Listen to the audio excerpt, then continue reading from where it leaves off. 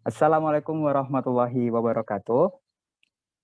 Selamat siang semua kepada para milenial, generasi milenial dan masyarakat umumnya yang ada di Indonesia yang sudah mendaftar di webinar Patriot Desa Juara dan Pahlawan Milenial pada hari ini.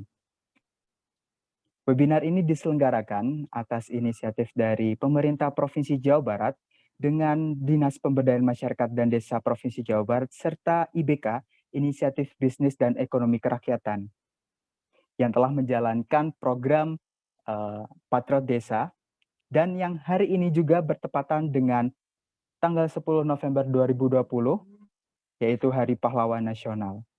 Jadi bagi kalian yang sudah bergelut di profesi masing-masing, berikanlah yang terbaik untuk bangsa ini dan beri kebanggaan untuk para pahlawan yang sudah mengorbankan seluruh darahnya, darah juangnya untuk kita semua sampai saat ini. Seperti itu. Nah, baik untuk kawan-kawan semua, para penonton, di sesi awal ini kita akan sedikit mengulas ya, apa sih Patriot Desa itu? Mungkin banyak dari kalian yang belum tahu apa Patriot Desa. Nah, di sini kita akan menampilkan, mengundang 2 desa dari 50 desa yang sudah ada di angkatan 1 dan secara total bakal ada 209 desa sampai akhir tahun 2020 ini. Yuk silakan operator, kita akan mainkan video pertama untuk desa di Jawa Barat.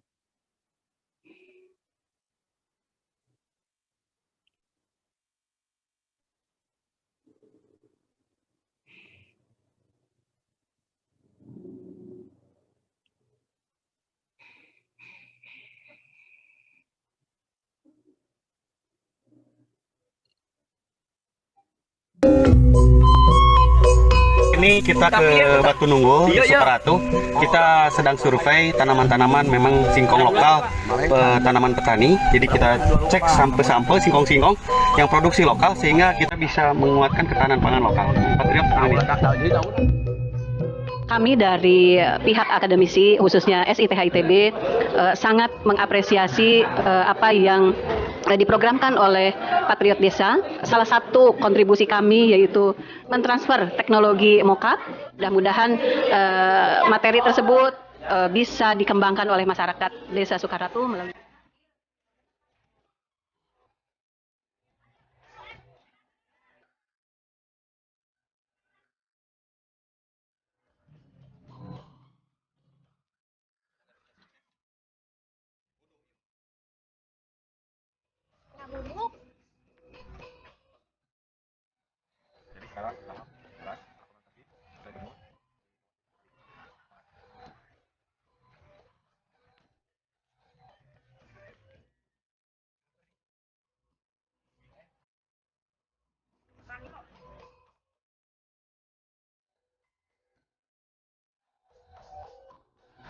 Saya Kepala Desa Sukaratu, Kecamatan Dharma Raja, Kabupaten Sumedang, mengucapkan terima kasih kepada Pak Gubernur Provinsi Jawa Barat, Pak Gubernur Hadir, dengan adanya program Patriot Desa. Alhamdulillah Desa Sukaratu dipercaya untuk didampingi oleh Patriot Desa, di mana sekarang ada inovasi baru, yaitu produk mockup. Nantinya akan pemberdayaan publik di Desa Sukaratu. Sekali lagi terima kasih. Assalamualaikum.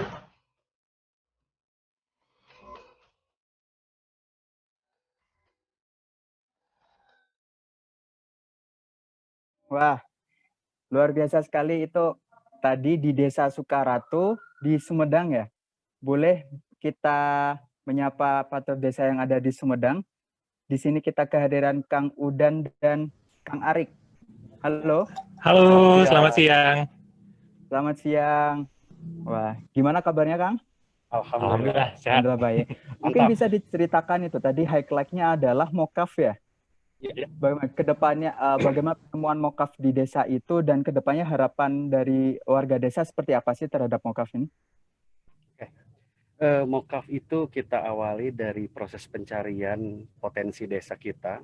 Ternyata di wilayah Dharma Raja itu kaya akan produk singkong dan banyak juga pabrik-pabrik tepung tapioka. Nah, karena kita melihat bahwa Sukaratu ingin memiliki keunikan, maka kita cari potensi itu nilai tambahnya, yaitu mokaf. Nah, alhamdulillah kita kolaborasikan dengan konsep Pentahelix kita cari tim ahlinya, kita ketemu dengan LPPM ITB, kita transfer ilmu dari mereka, lalu konsep budidayanya kita dari HKTI Sumedang, dan pemasarannya kita bersama-sama dengan HIPMI Kabupaten Sumedang. Seperti itu. Dan, ya, Kak, saya ini melihat kalau Kang Udan sama Kang Ari kan dari Pato Desa Angkatan Pertama ya, tahun 2019. Ditempatkan mulai bulan apa, Kang? Desember. Kita mulai di Desa Sukaratu Desember 2019. 2019. Ya. Nah, ini background-nya ternyata teman-teman semua, Kang Arik ini adalah hubungan internasional, sedangkan Kang Udan adalah manajemen gitu. Bagaimana Betul. bisa tertarik gitu ke budaya pemberdayaan? Mungkin bisa menginspirasi para milenial yang ada di sana juga. Oke, saya dulu kuliah di hubungan internasional, namun melihat bahwa ketahanan suatu bangsa atau kekuatan nasional itu ternyata berada di desa. Artinya pada saat kita membangun desa, kita ikut serta membangun nasional. Kita bekerja secara lokal di desa, mudah-mudahan teman-teman yang ada di desa di semua di Indonesia ini bisa membangun desanya masing-masing dan menguatkan Indonesia. Juga kita akan bisa global, kita ke global, dan itu misi saya. Makanya saya di HI, di desa dulu, baru internasional. Luar biasa. Izin menambahkan, kalau saya basic dari manajemen dan histori sebelumnya lebih banyak bekerja di perusahaan swasta, tapi dalam perjalanannya pasti milenial yang ada saat ini itu ujungnya itu nggak cuma pengen cari kerja yang sekadar kerja aja, tapi yang memberikan impact gitu. Nah, salah satunya mungkin bidang pekerjaannya yang berkaitan dengan pemberdayaan untuk impact terhadap diri sendiri ataupun lingkungan, seperti itu. Oke, siap. Terima kasih Kang Udan dan Kang Arik yang sudah berbagi di sini. Kita nanti akan ketemu lagi di sesi pertemuan berikutnya ya, seperti itu. Dan selanjutnya ini ada desa kedua. Sebenarnya banyak sekali desa yang ditampilkan, tapi sayang sekali waktu yang terbatas juga ya. Silakan operator untuk menayangkan desa yang kedua.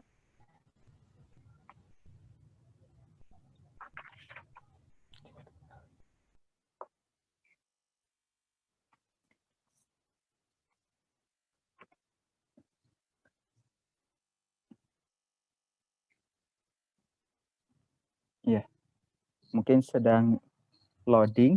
Mungkin saya bisa menyapa Pato Desa dari Sukabumi.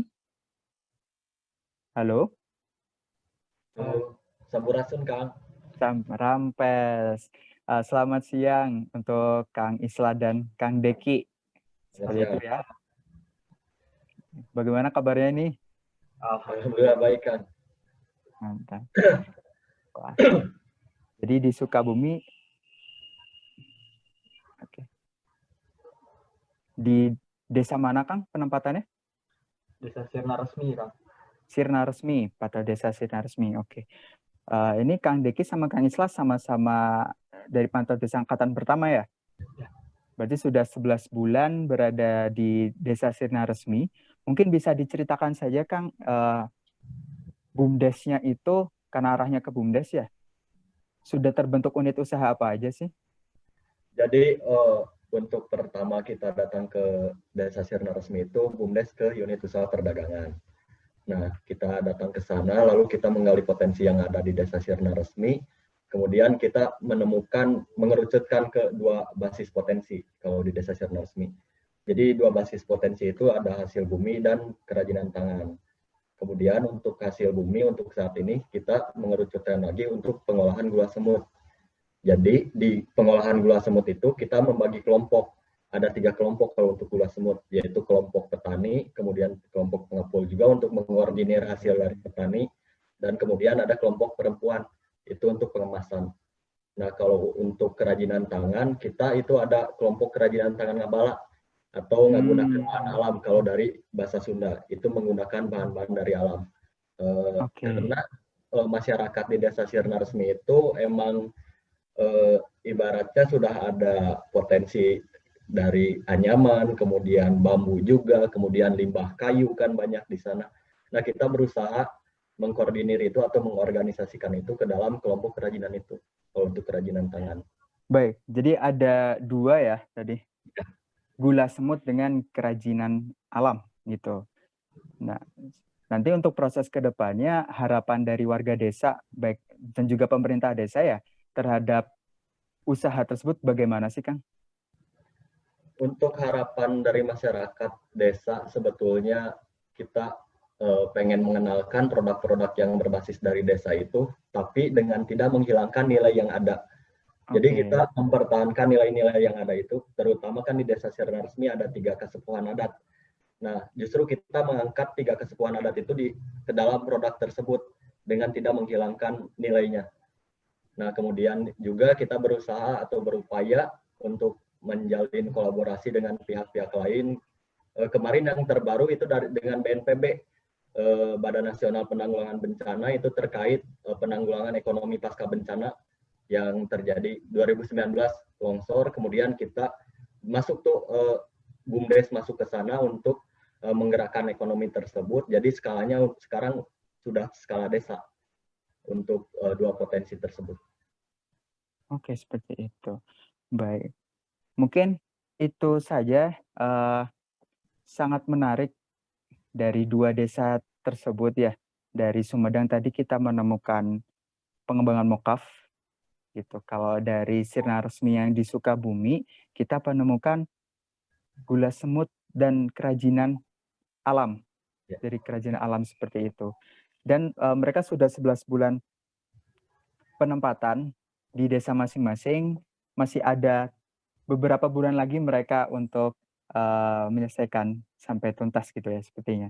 Ya baik, terima kasih untuk Kang Deki dan Kang Islah atas waktunya, juga Kang Udan dan Kang Arik yang ada di Sukaratu di Sumedang. Itu tadi teman-teman, kita sudah mewawancarai dari 2 desa sampling ya, dari sebenarnya nanti sampai akhir tahun 2020 ada 209 desa total. Mereka adalah para patah desa yang sudah ditempatkan. Ditempatkan, apakah itu prosesnya langsung setelah pendaftaran, langsung ditempatkan. Kita punya mekanisme setelah para peserta generasi milenial yang ada di Jawa Barat ya, para pemuda Jawa Barat, setelah lulus proses pendaftaran, mereka akan dikarantina selama 45 hari, itu maksudnya. 45 hari untuk melakukan pelatihan, seperti itu. Dan pelatihan ini sangat unforgettable moment, gitu. Tertarik kan seperti apa proses pelatihannya? Ini akan saya ceritakan dalam 1 menit. Bagaimana proses pelatihan sama 45 hari sebelum para peserta ini diterjunkan di desa-desa di Jawa Barat. Silakan, operator.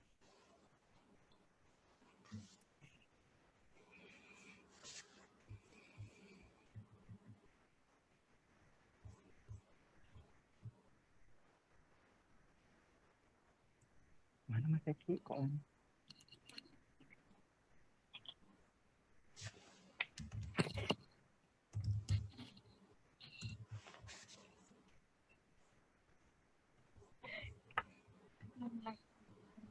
Oke. Cek.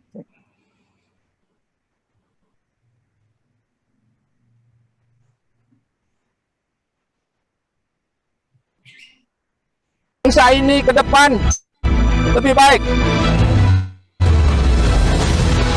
Anak muda yang tidak bertanya apa yang negeri ini bisa berikan pada dirinya, tapi anak muda yang siap memberikan yang terbaik.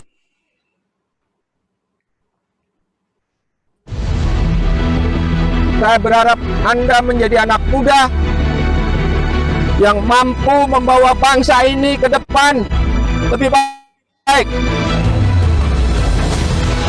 Anak muda yang tidak bertanya apa yang negeri ini bisa berikan pada dirinya, tapi anak muda yang siap memberikan yang terbaik dari dirinya untuk bangsa ini.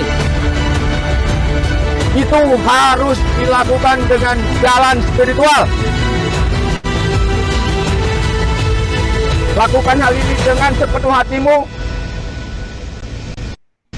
agar kamu bisa menjadi Soekarno muda dan Kartini kecil di kemudian hari. Selamat berjuang. Merdeka!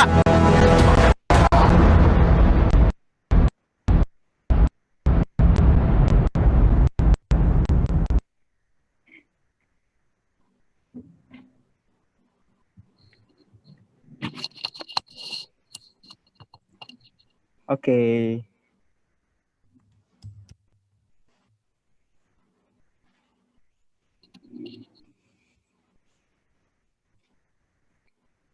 Ya. Halo.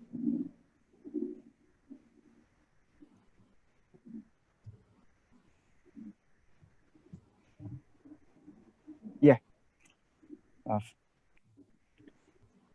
Oh, videonya tidak muncul katanya.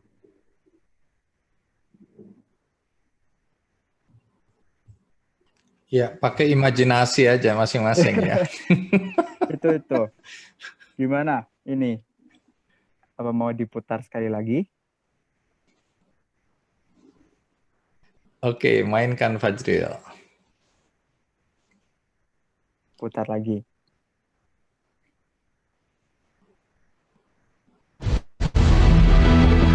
Saya berharap Anda menjadi anak muda yang mampu membawa bangsa ini ke depan lebih baik.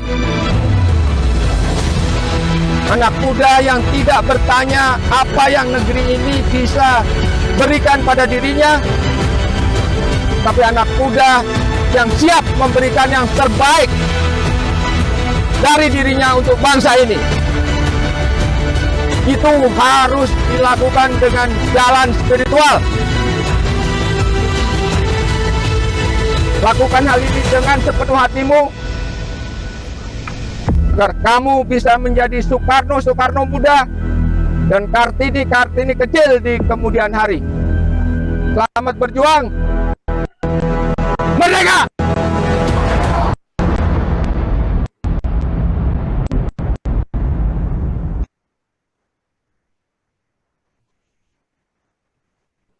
Oke. Itu tadi video 1 menit. Sebenarnya realnya itu ada 45 hari ya kawan-kawan semua. Dikemas dalam 1 menit. Tadi udah lihat ada yang pakai carrier untuk ke hutan. Terus ada yang bersama masyarakat melakukan gotong royong dengan warga-warga setempat. Itu adalah salah satu bagian dari proses pelatihan yang dijalani oleh setiap patriot gitu. Sampai akhir tahun 2020 nanti kita sudah memiliki 4 angkatan patriot yang tiap angkatannya itu ada 110 orang. 45 hari mereka jalani dengan berbagai macam materi, baik itu dari kepemimpinan diri sendiri, terus lalu ada rekonstruksi paradigma tentang sosial, tentang alam. Jadi mereka sebelum disiapkan untuk terjun ke desa, mereka harus tahu arah pembangunan desa yang sebenarnya itu seperti apa.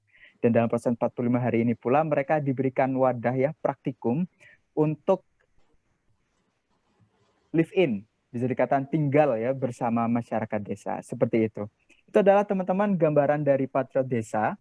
Dan sekarang mungkin acara yang ditunggu-tunggu oleh para penonton semua. Di main event ini kita akan mendatangkan 4 orang ya, 1 orang narasumber dan 1 moderator dan 3 narasumber yang akan berdiskusi selama beberapa jam ke depan gitu. Dan untuk moderatornya, saya perkenalkan, beliau merupakan wartawan senior, sudah terlabel gitu, labelingnya dengan acara yang ngetren ya, yang sangat fenomenal yaitu Kick Andy. Sudah hadir di tengah kita semua di sini. Saya sambut kepada Pak Andi Afnoya. Apa kabar Pak Andi? Baik Fajril, sehat, alhamdulillah, Alhamdulillah. puji Tuhan. Alhamdulillah. Mbak, kesibukan terakhir ini apa Pak? Kesibukannya lebih banyak menggalang dana untuk membantu saudara-saudara kita yang Wah, saat luar biasa. ini terdampak oleh COVID-19. Jadi melalui Benih Baik itu banyak sekali program yang kami jalankan. Tentu saja tidak meninggalkan Kick Andy. Iya. Kik Andy masih ini berarti Masih, udah masuk usianya masih ke 15 wah, tahun. luar biasa 15 tahun. Ya, dari kamu masih SD sampai sekarang kamu udah kerja, masih ada Kick Andy. Benar-benar sekali. Mulai kecil saya Iya, lihat, artinya aku udah tua, Fajril. Itu yang aku mau katakan. pada saya mikirnya diri saya, Pak. Gitu, oke. Pak Andi, terima kasih sebelumnya sudah berkenan untuk mengisi waktu luangnya, bisa berdiskusi bersama kami. Mungkin saya serahkan forumnya, Pak Andi, seperti itu, untuk memimpin diskusi tentang Patriot Desa Juara dan Pahlawan Milenial untuk memperingati Hari Pahlawan Nasional. Waktu dan tempat saya persilakan. Silakan. Baik, terima kasih Fajril. Ya, kalau kita lihat 3 video yang putar tadi, jujur aja Mbak Puni, kalau boleh di Banyumas juga nanti saya akan carikan sponsornya. Saya ingin anak-anak di Banyumas itu juga tergerak hatinya untuk penetrasi ke desa-desa. Ya, sudah banyak local championnya udah banyak di sana karena kebetulan saya mulai aktif di sana di Banyumas. Saya lihat banyak sekali anak-anak muda yang punya potensi, tapi dia tidak tahu program apa yang sebaiknya dijalankan dan melalui cara apa, aksesnya juga mereka belum punya. Jadi ini adalah anak-anak muda yang bakal menjadi generasi penerus kita. Kita itu saya dan panjenengan ya, jangan merasa muda ya. Aku semangatnya masih muda. Oh iya, semangatnya masih muda, penting sekali. Jadi saya iri sekali melihat kesempatan yang didapatkan oleh anak-anak muda di Jawa Barat. Saya berharap ini nanti bisa juga dilakukan di daerah-daerah lain di Indonesia sehingga kesempatan yang saya lihat tadi bisa juga terdistribusi dengan baik di daerah-daerah lain. Mudah-mudahan ya. Saya pribadi sangat-sangat tertarik. Kemudian saya melihat dari teman-teman di Sirna Resmi maupun di Desa Sukaratu. Nah, ini juga menarik ini. Sehingga Mbak Puni, saya lagi terpikirkan bagaimana kalau Patriot Desa ini kita angkat di Kick Andy ya. Karena saya lihat ini bisa menginspirasi anak-anak muda di seluruh Indonesia tentang bagaimana anak-anak muda mau, ya belum tentu ada yang mau juga ini. Jadi mereka yang mau adalah mereka yang memiliki panggilan. Saya nggak tahu di antara yang nonton ini seberapa banyak anak-anak muda yang saya baru baca nih, ada yang belum apa-apa, belum ngomong ini sudah, saya boleh dong, saya tertarik untuk ikut, bagaimana caranya. Nah ini kan banyak anak muda yang baik, yang punya calling untuk membantu desa. Karena Mbak Puni, itu kan baru-baru ada Kongres Kebudayaan Desa itu yang digagas oleh teman-teman dari Panggung Harjo, ya, terutama oleh Kepala Desanya, Mas Wahyudi, ya, Anggoro. Nah, di situ kan kita lihat betapa ya desa ini berapa ya? 85.000 desa kalau nggak salah ya di Indonesia, atau 85.000 sekian. Iya. Nah, itu adalah masa depan Indonesia. Banyak orang nggak percaya bahwa desa adalah masa depan Indonesia. Tadi disebutkan juga kan betapa desa ini nanti adalah potensi yang luar biasa bagi bangsa ini untuk dikembangkan. Karena justru ketahanan pangan ada di situ, ya, perekonomian yang menjadi backbone, menjadi tulang punggung dan menjadi fondasi bangsa kita ini justru ada di situ. Dan bahkan yang menarik di Kongres Kebudayaan Desa beberapa waktu yang lalu, ini kan semua desa bersatu nih, bahwa cara pandang atau sudut pandang ke-Indonesiaan itu nggak bisa dilihat dari kota ke desa, tapi sekarang harus diubah. Jadi dari desa ke kota. Karena disebutkan di situ tulisan Indonesia. Itu tanpa D, tanpa E, tanpa S, tanpa A. Coba dilihat nanti Indonesia. Jadi tanpa D, tanpa E, tanpa S, tanpa A atau desa. Maka yang tertinggal adalah I know I. Artinya apa? Bahwa kalau tanpa desa, Indonesia itu tidak punya jati diri. I know I. Jadi nggak ada jati diri. Nah, menarik sekali otak-atik gatuknya teman-teman di desa ya, atau mereka yang aktivis desa. Jadi itulah pentingnya kita mulai melihat desa sebagai masa depan. Nah, panjang lah kalau kita ceritakan, tapi kalau singkat katanya, saya melihat 4 tahun yang lalu, Mbak Puni dan teman-teman, itu saya punya program yang namanya Big Bang dan Big Circle.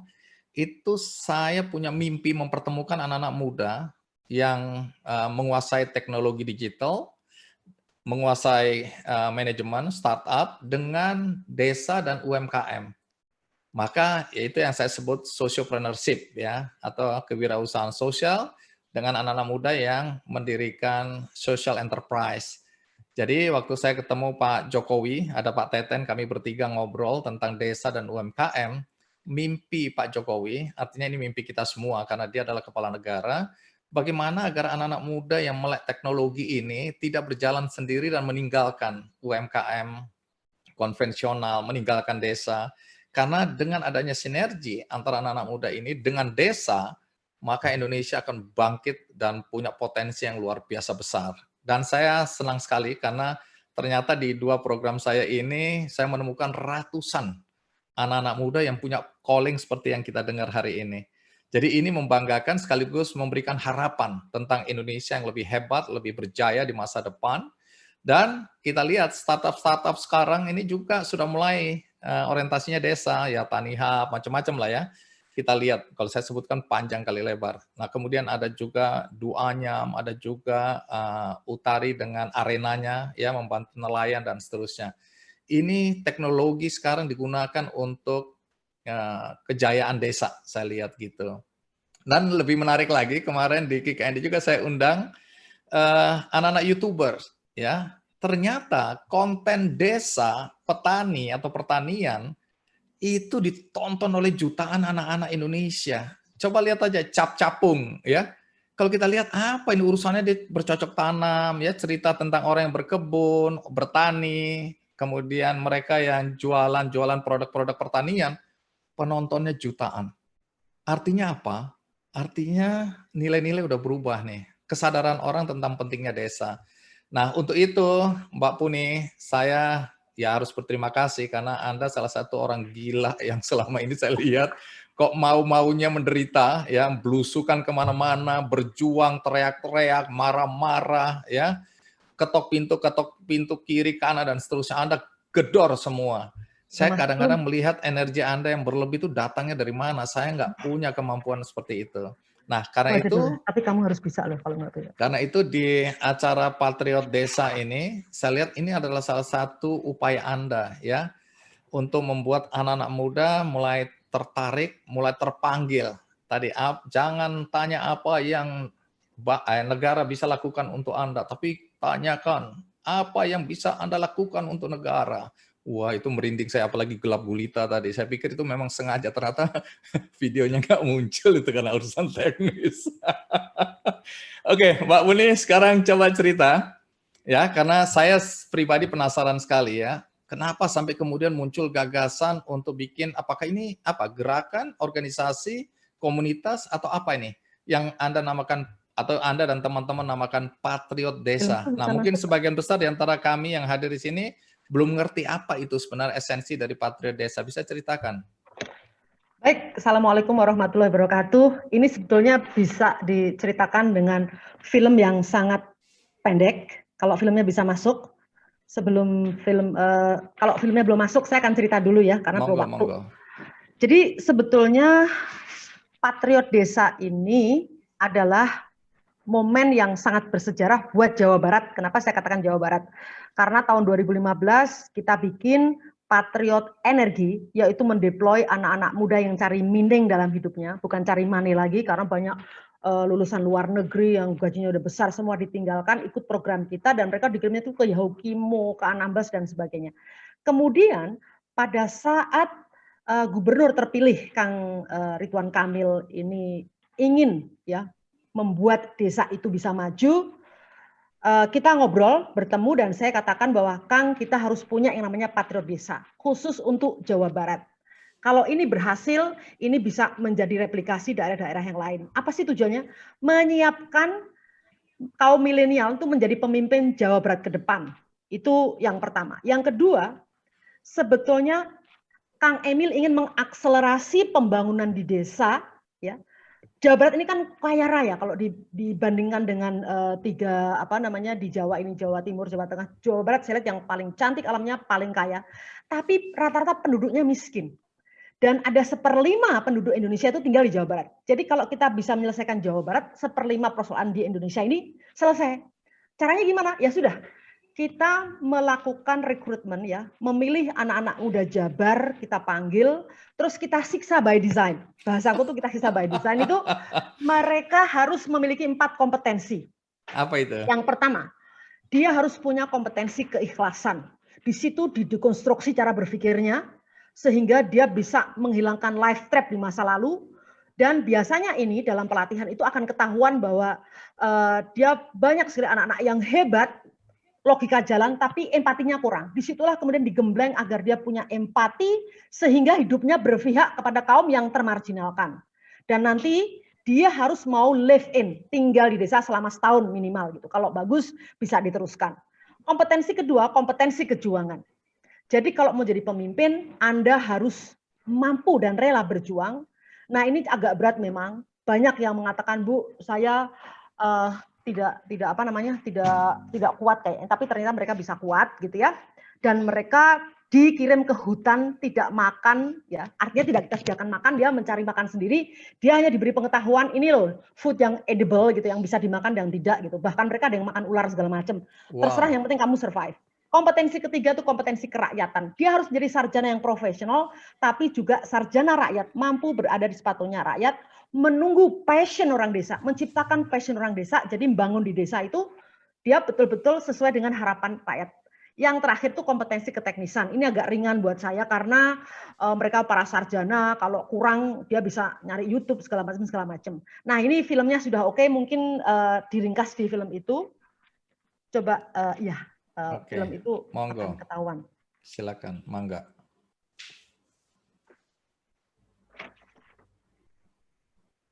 Dan pelatihan tersebut membuat anak-anak patriot ini mampu melakukan perubahan-perubahan secara revolusioner, dan perubahan ke arah yang lebih baik, ingin menjadi baik, menjadi petarung yang tidak pernah takut akan hambatan-hambatan apapun yang mereka nanti hadapi. Karena kan mereka itu setelah 45 hari dilatih, mereka akan dikirim ke desa-desa terpencil yang masih tertinggal seluruh daerah Jawa Barat. Ini sebetulnya program yang saya pikir bisa menjadi andalan untuk membangun desa-desa di Indonesia. Alhamdulillah ini baru dimulai hanya di Jawa Barat. Jadi si gubernur terpilih Kang Ridwan Kamil ya, dia ingin bagaimana agar desa ini pembangunannya bisa diakselerasi. Satu pelatihan itu 100 anak. Dan ini Pak Gubernur ingin meninggalkan legacy 1.000 anak muda Jawa Barat yang lulus sarjana, punya empati, mau untuk terjun ke desa.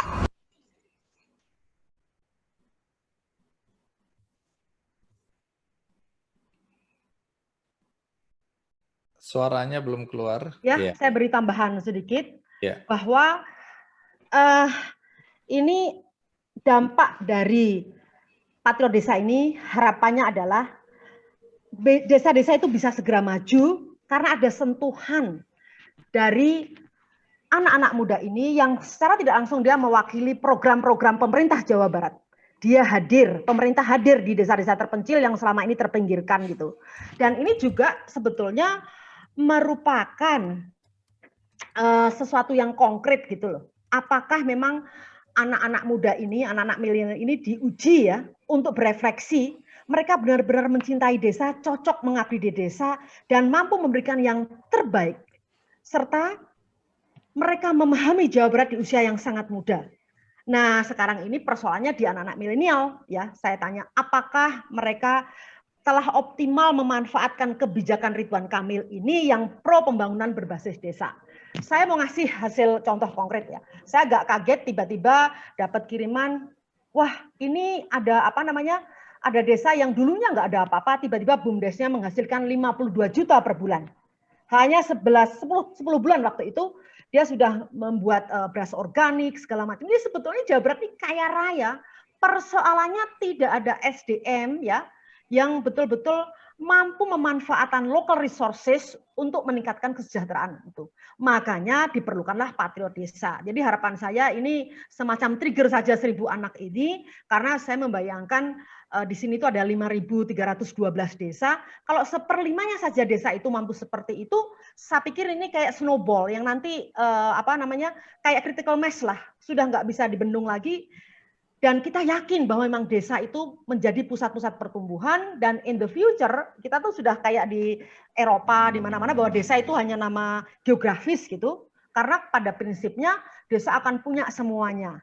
Dan yang penting ini juga saya ingin memberitahu yang diperlukan untuk mendeploy 1 anak patriot desa itu total 105 juta per anak setahun.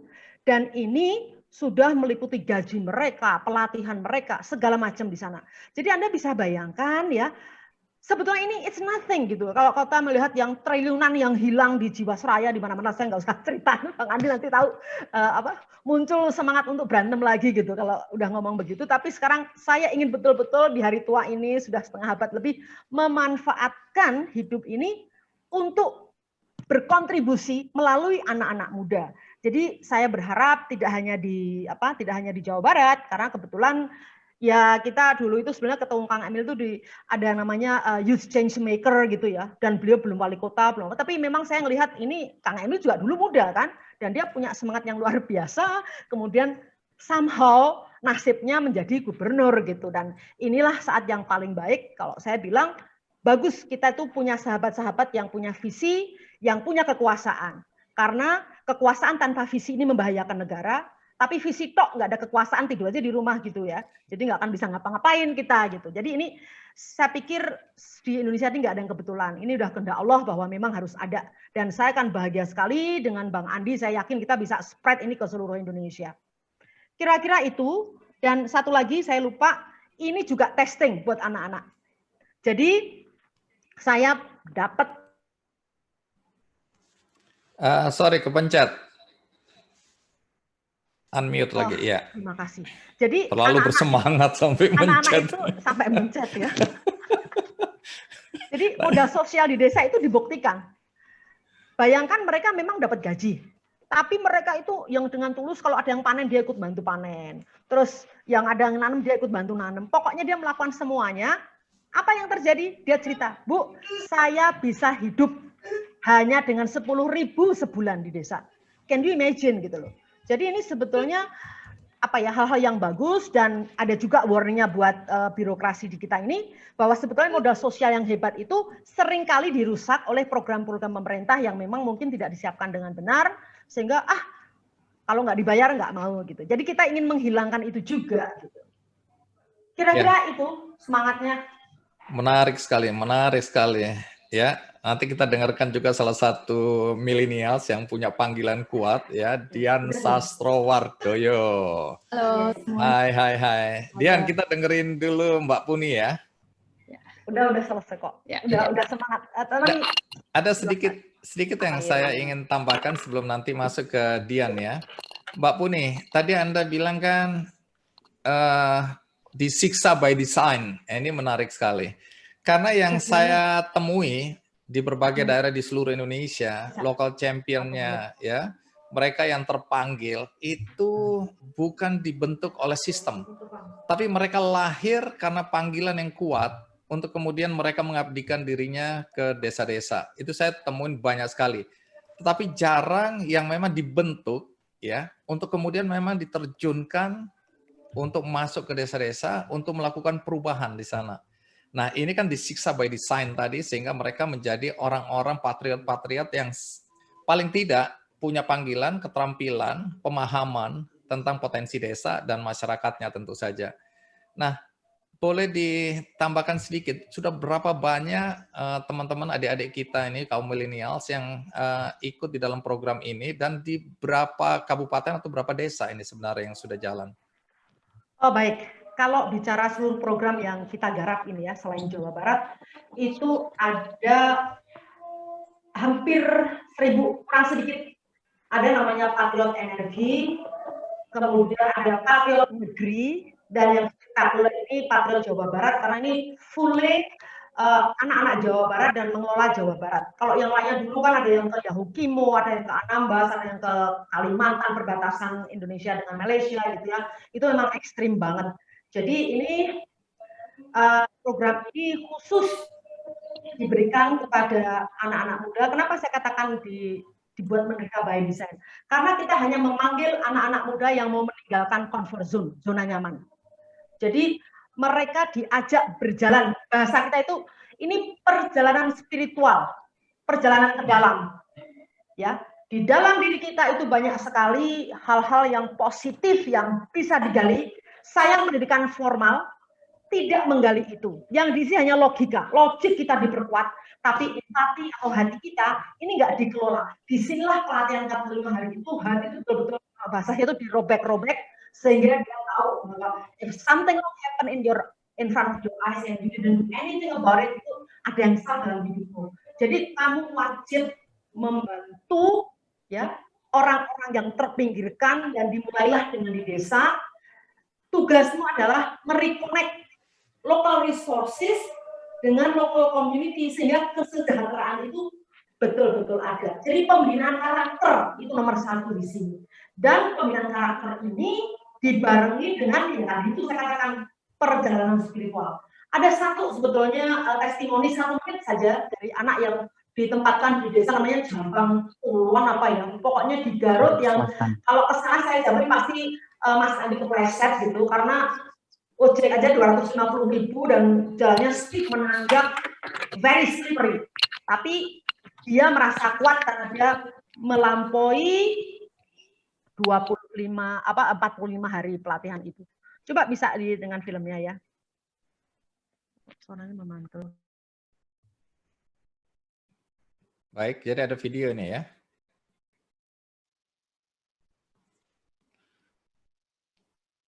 Iya, sambil menunggu. Tepatnya di Garut Selatan, Kecamatan Pendai, Desa Sukanegara.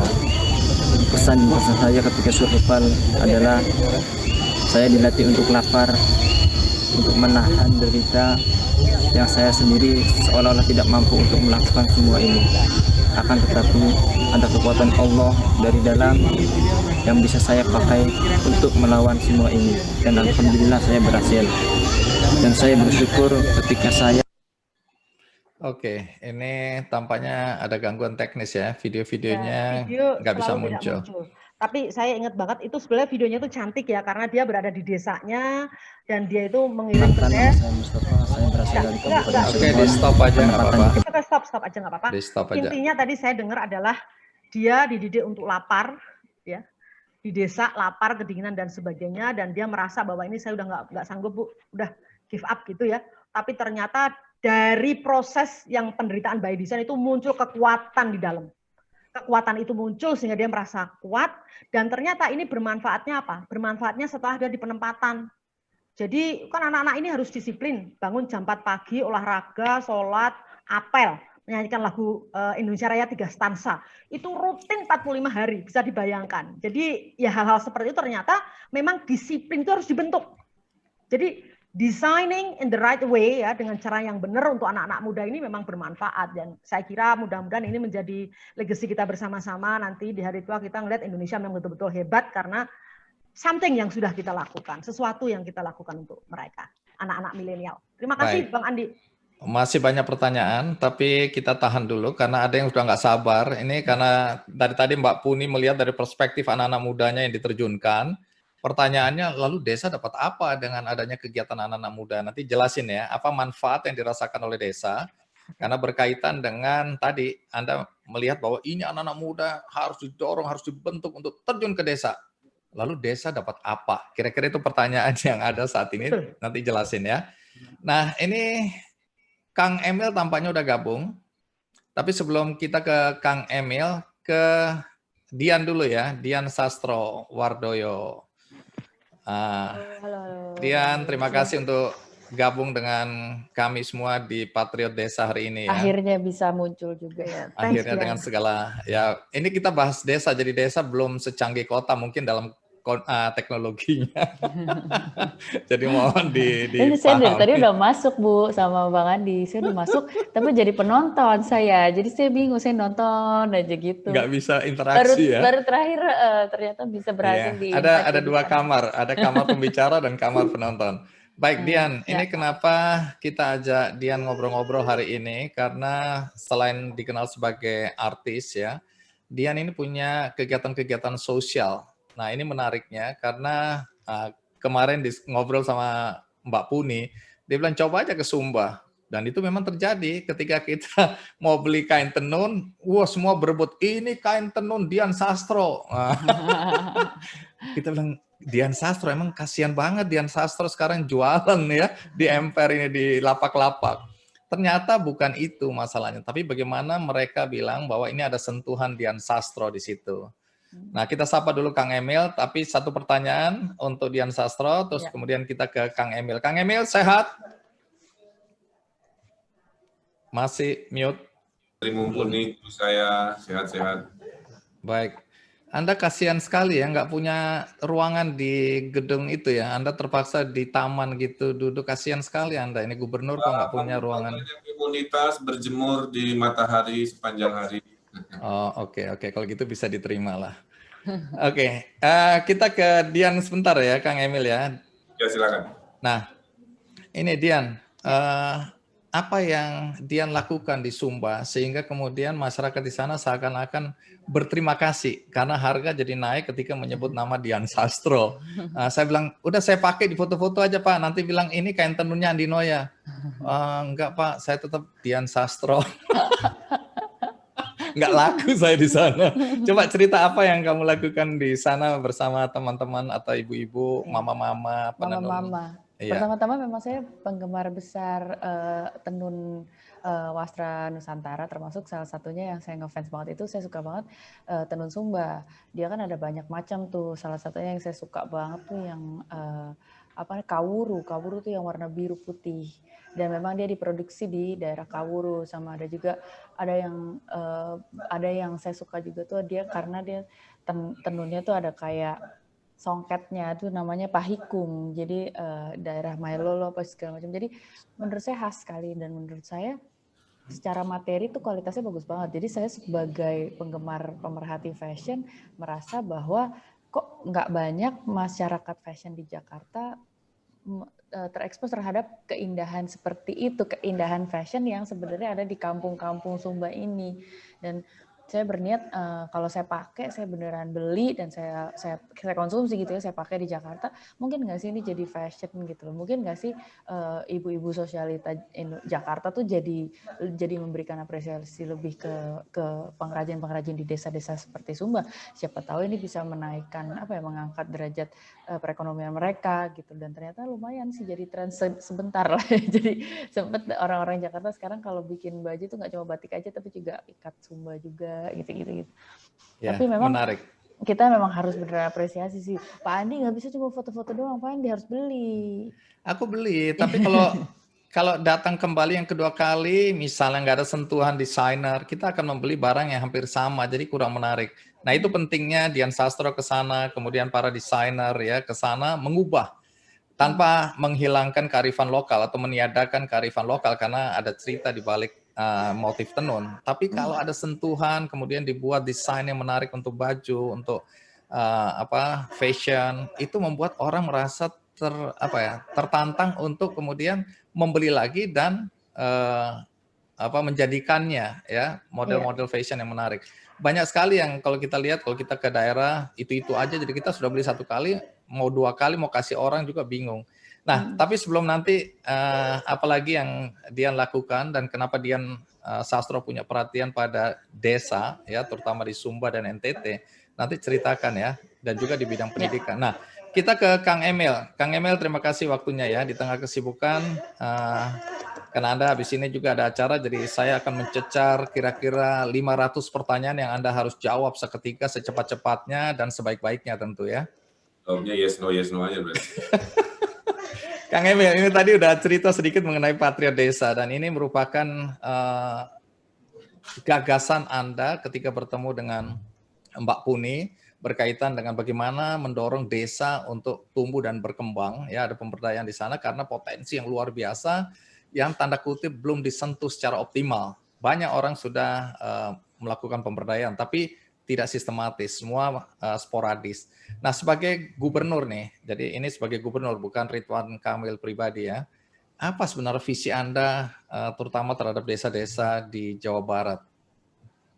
Ya, kan tugas pemimpin itu, Bang Andi, salah satunya adalah mengakselerasi kemajuan dari yang slow jadi cepat, kan, dari yang semrawut menjadi lurus dan seterusnya.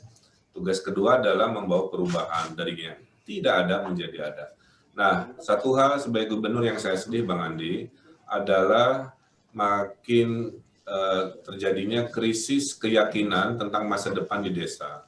Jadi orang-orang rasio usia petani itu sekarang makin sepuh karena anak-anaknya nggak mau bertani, anak-anaknya nggak mau jadi peternak, anak-anaknya nggak mau tinggal di desa. Dengan bombardir dari media sosial, segala rupa, gemerlap kota itu menjadi akhirnya sebuah cita-cita satu-satunya dari anak-anak desa itulah. Ya. Nah, ini kan mengkhawatirkan karena ketahanan pangan kita itu tergantung pada desa. Nah, akhirnya saya menggagas sebuah cara bagaimana menarik minat para milenial atau generasi Z supaya tinggal di desa. Nah, bertemulah saya dengan Ibu Tri Mumpuni yang kebetulan sudah banyak bergelut tentang pelatihan sumber daya manusia, community development, kira-kira begitu. Nah, saya punya anggaran, Bu Tri punya ilmunya, saya punya problem statement, Bu Tri punya kurikulumnya, akhirnya kita gabungkan, dan visinya sebenarnya kalau dari saya titipannya hanya satu, Bang Andi, yaitu satu desa harus punya satu company. Makanya dulu awal konsepnya adalah One Village, One Company. Saya ada 5.300 desa, punya mimpi visi 5.300 perusahaan. Nah, perusahaan itulah yang nanti CEO-nya anak-anak muda, pegawainya, direkturnya, semua anak-anak muda. Apa yang dipromosikan banyak sekali.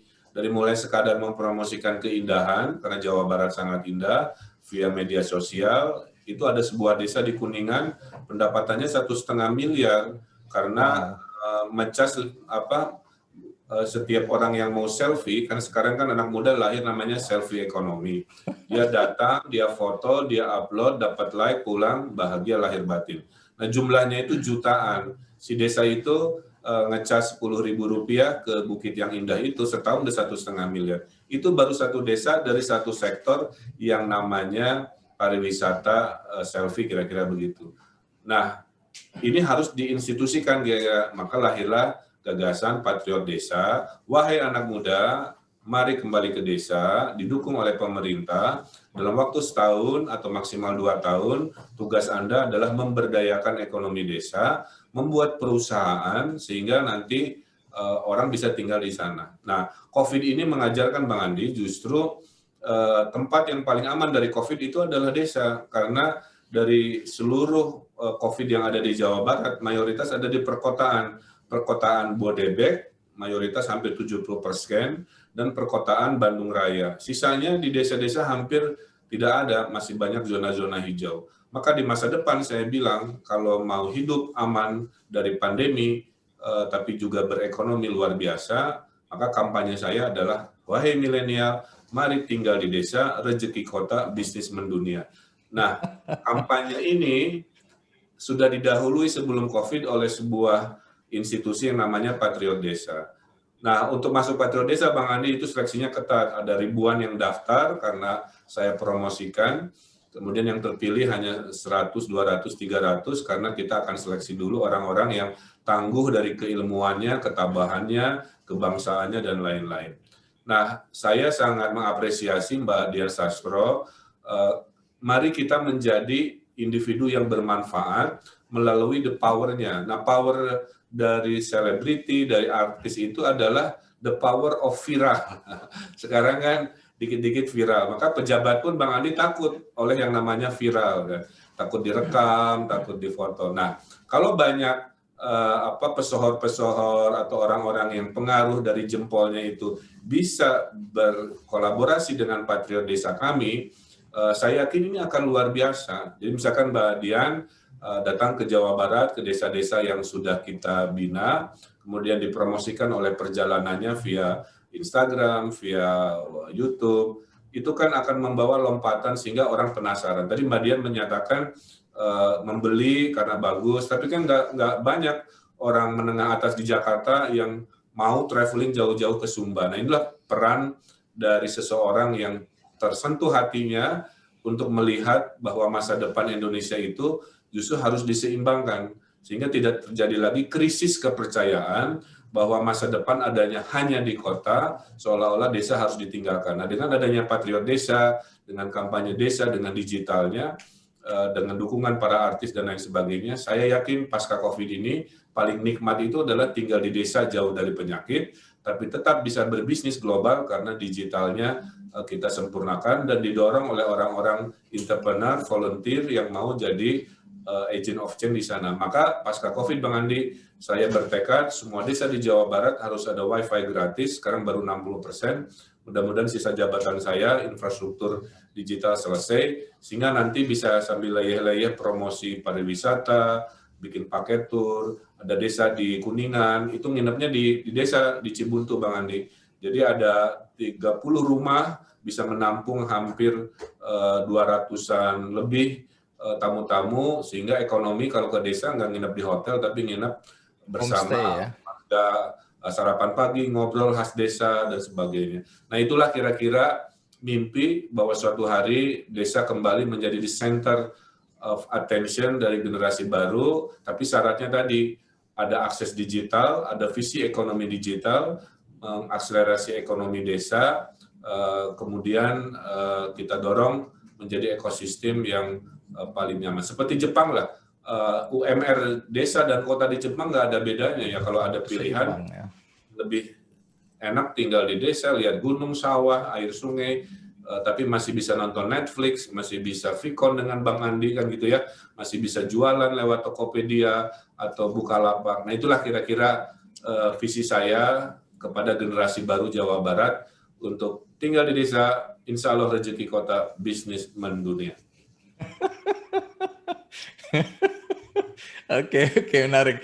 Tunggu dulu, seberapa yakinnya ya Anda sebagai gubernur tentu saja ya, walaupun tadi Mbak Puni juga ada cerita bagaimana antusiasnya anak-anak muda, tapi seberapa yakinnya Anda ya sebagai gubernur ini bahwa melalui program Patriot Desa ini kan ada 3 tujuan utama kalau nggak salah ya, yaitu One Village One Company atau satu desa satu usaha atau unit usaha. Kemudian ada juga berkaitan dengan desa digital. Anda sudah jawab tadi bahwa visi kedepannya adalah bagaimana agar internet gratis itu ada di desa-desa. Ini Palaparing juga sudah mulai bekerja. Dan infrastruktur desa. Nah, berapa yakinnya Anda bahwa desa memang punya potensi besar untuk dikembangkan dengan visi yang Anda sampaikan tadi? Ya, paling susah bagi pemimpin kan adalah merubah mindset, Bang Andi. Ya, jadi mindset hari ini masih tadi saya lulus saya ke kota, tidak kembali ke desa, tidak mengikuti jejak orang tua. Nah, ini butuh campaign. Jadi justru kita kan kalau Jawa Barat selalu membangun itu dengan teori pentahelix ada 5 ya. A, B, C, G, M, teori kolaborasi. A-nya akademisi, B-nya bisnis, C-nya komunitas, G-nya government, saya, M-nya media. Jadi peran Bang Andi justru saya undang bagaimana memviralkan, memaksimalkan, mengedukasi, mengubah mindset bahwa nggak ada bedanya loh tinggal di desa pasca COVID ya, dengan di kota, sama-sama dulu bisa menghasilkan jutaan rupiah, tapi Anda merubah caranya kira-kira. Nah, ambil contoh Bang Andi ya, ada sebuah desa di Ciwidey, selama COVID dia income-nya naik 3 kali lipat. Kenapa? Karena sebelum COVID dia sudah punya supermarket online, namanya Alif Mart, kira-kira begitu. Jadi waktu COVID datang, semua pesan ke dia, dikirim dan sebagainya, tanpa ketemu fisik, sehingga dia bilang, Pak Gub, selama COVID pendapatan desa kami naik 3 kali lipat. Kedua di Indramayu, sekarang ngasih makan ikan lele udah pakai HP. Ya, jadi kalau dulu pakai tangan, cuma sekali ngasih makan, sekarang mijit HP berkali-kali, ada wadah makanan di pinggir kolam, bisa melontar makanan berkali-kali sesuai pijitan HP. Nah, ini meningkatkan panen sampai 3 kali lipat, sehingga dia lebih sejahtera. Nah, inilah keyakinan saya bahwa secara ekonominya sistemnya udah berjalan dan berhasil, Bang Andi. Tapi meyakinkannya itu saya butuh dukungan. Nah, teori meyakinkan ini government nggak bisa sepenuhnya, harus diyakinkan oleh influencer seperti Mbak Dian Sastro, harus diyakinkan oleh Bang Andi yang punya media, barulah teori kolaborasi pentahelix lah sebagai syarat mensukseskan ini. Kalau ditanya yakin, saya ada bukti, tapi nggak bisa ditampilkan. Sebelum gagasan saya ini dimulai, Bang Andi, desa sangat tertinggal di Jawa Barat itu masih tersisa 46, sekarang sudah 0. Jadi tidak ada lagi desa sangat tertinggal di Jawa Barat. Kemudian desa terbaik namanya desa mandiri, saya sebut desa bintang 5. Waktu saya jadi gubernur, desa bintang 5 itu hanya sekitar 60-an. Sekarang dalam 2 tahun, dibantu oleh Patriot Desa, desa bintang 5-nya dari 60-an naik ke 240, Bang Andi. Nah, jadi kualitas desa ini makin meningkat dengan dorongan-dorongan program dari pemerintah provinsi, menggabungkan semangat kerelawanan sebagai Patriot Desa, didukung oleh desa digital sebagai cara baru dalam berkehidupan, kan, tetap tinggal di desa karena kualitas lingkungan. Nah, kemudian tiap tahun kami kan mendukung, Bang Andi, biasanya Jawa Barat ngasih 130 juta per desa, kami naikkan tahun ini 200 juta. Nah, salah satunya tadi, membuat website, membuat akun medsos, dan lain sebagainya. Jadi anggaran kita support antara dana desa provinsi maupun kota maupun pusat. Mungkin nanti diukurlah tahun depan keberhasilan dari cerita-cerita yang akan kita panen nanti, Pak Ali. Baik, tadi saya mau tanya nih, selain Patriot Desa, apa program-program yang dilakukan oleh pemerintah daerah Jawa Barat ya dalam konteks pemberdayaan ekonomi di desa? Tapi Anda sudah jawab tadi sebagian. Dan juga tentu kebijakan-kebijakannya, karena banyak sekali kebijakan yang tidak mendukung upaya untuk membuat terjadi pemberdayaan di desa. Nah, tambahkan sedikit, mungkin tadi kan baru sekilas Anda singgung tentang program-program yang dilaksanakan atau akan dilaksanakan oleh pemerintah Jawa Barat dalam konteks membangun desa. Selain tadi yang Anda sebutkan, ada lagi nggak kebijakan lain? Jadi yang pertama, kita memberi anggaran lah ya, kita harus fair. Tanpa anggaran, semua yang kita omongkan juga jalannya lambat. Nah, anggaran pusat, digabung anggaran provinsi, digabung anggaran kabupaten, itulah kekuatan desa sekarang. Kedua, kami sangat bangga dengan program desa digital, karena desa digital ini adalah ekonomi inklusif.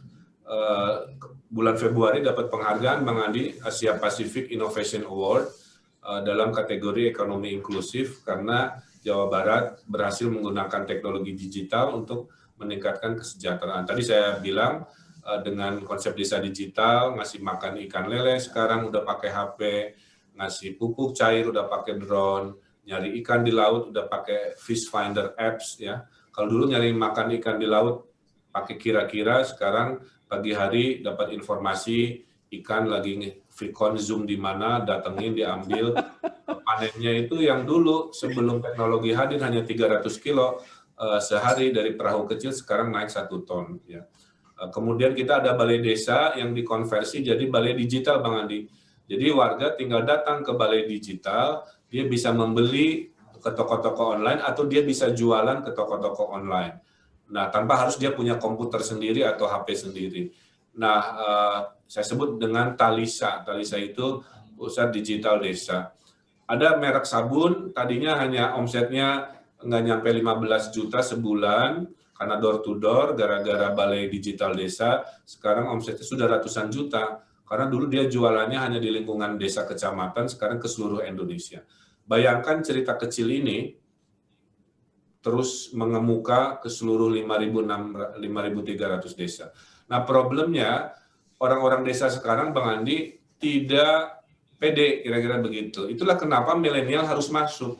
Karena generasi orang tuanya ke atas tidak punya pemahaman yang seperti nama Ibu Tri, pemahaman yang mumpuni terhadap digital. Maka anak milenial lah yang mengisi kekosongan itu. Nah, saya ingin membuktikan program digital, program ekonomi, program infrastruktur. Kemudian kita ada program religius juga, karena mayoritas Muslim. Ada program satu desa, satu hafiz Quran, penghafal Quran. Karena Jawa Barat kan judulnya juara lahir batin. Jadi antara urusan duniawi dan spiritualitas itu harus kita sambungkan. Kemudian kita ada program satu desa, satu perpustakaan, itu juga bagian dari meningkatkan literasi, itu juga sudah kita kembangkan.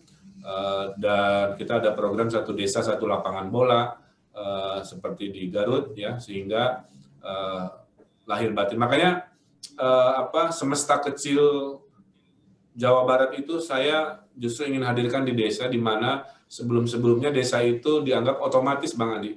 Dianggap otomatis, tidak disentuh secara strategik, tidak disentuh secara pemikiran yang melompat, makanya banyak ditinggalkan oleh generasi-generasi mudanya.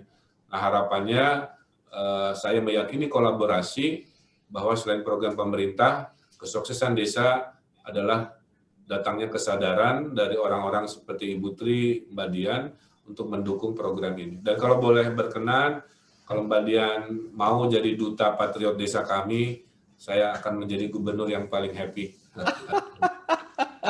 Nah ini yang saya nggak suka ini, mumpung jadi ya, mumpung ngobrol langsung diminta gitu ya. Oke, nanti silakan dijawab Mbak Dian nanti ya. Tapi sedikit lagi tambahan, dalam perspektif yang lebih holistik ya. Tadi Anda melihat potensi di beberapa desa yang disampaikan tadi. Nah, tapi secara keseluruhan, bagaimana Anda melihat potensi desa di Jawa Barat? Ya, ini berkaitan juga dengan pertanyaan dari Endah Dadang Pamuji nih. Sumber daya alam seperti apa yang sudah dikembangkan di Jawa Barat terkait dengan patriot desa di Jawa Barat?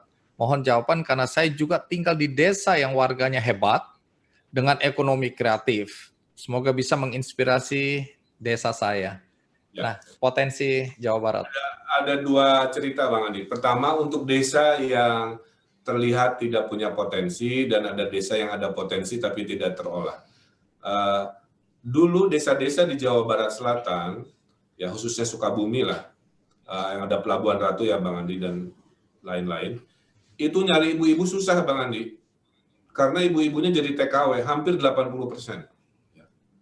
Jadi karena ekonominya desperate, nggak ada yang bisa diolah dan sebagainya. Sejak kita bikin pariwisata sebagai cara baru, dengan membuka jalan, tiba-tiba keindahan terbuka, tamu banyak datang, tamu haus, tamu lapar, tamu kemalaman, dan sebagainya, lahirlah ekonomi turunan dari pariwisata.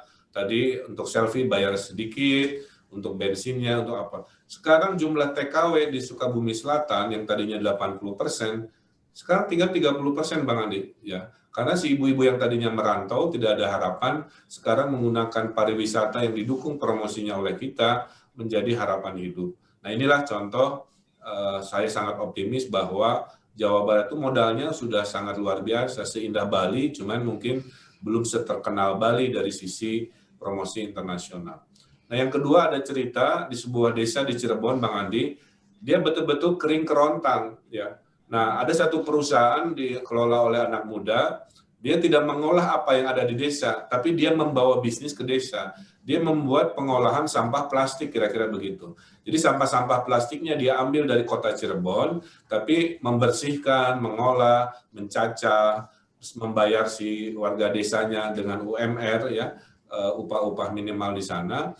Akibatnya desanya bisa berkembang. Ya, bukan oleh potensi desanya, tapi oleh bisnis yang dibawa oleh patriot desa yang sebenarnya membawa bisnis ke desa yang tadinya tidak ada harapan.